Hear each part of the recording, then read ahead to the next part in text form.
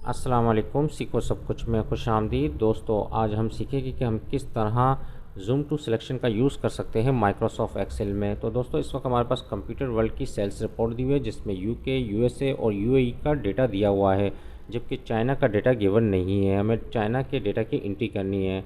तो एंट्री करने से पहले मैं क्या करता हूँ कि ये पर्टिकुलर एरिया जैन से अप्रैल तक का ज़ूम करवा लेता हूँ ताकि मैं ईज़िली डेटा एंट्री कर सकूँ। तो इसके लिए मैं क्या है, सबसे पहले सेलेक्ट करूँगा जैन से अप्रैल तक का डेटा को, और उसके बाद मुझे आना है व्यू पर, और यहाँ से आप क्या क्लिक करें, ज़ूम टू सिलेक्शन पर क्लिक कर दें। तो इससे क्या होगा, इतना जो जितना मैंने एरिया सेलेक्ट किया था वो ज़ूम हो गया।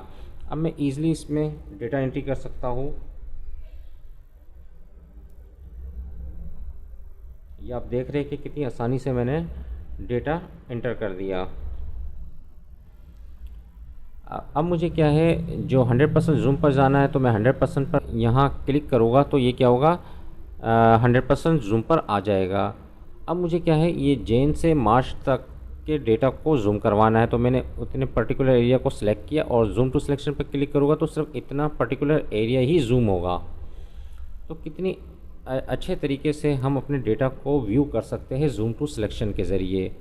तो दोस्तों, उम्मीद है कि वीडियो आपको बहुत पसंद आई होगी। लाइक को सब्सक्राइब करना मत भूलिएगा। दोस्तों, आप मेरे चैनल को सब्सक्राइब ज़रूर कीजिए ताकि कोई भी नई वीडियो आए तो उसका नोटिफिकेशन आपको मिलता रहे। Thanks for watching. अल्लाह हाफिज़।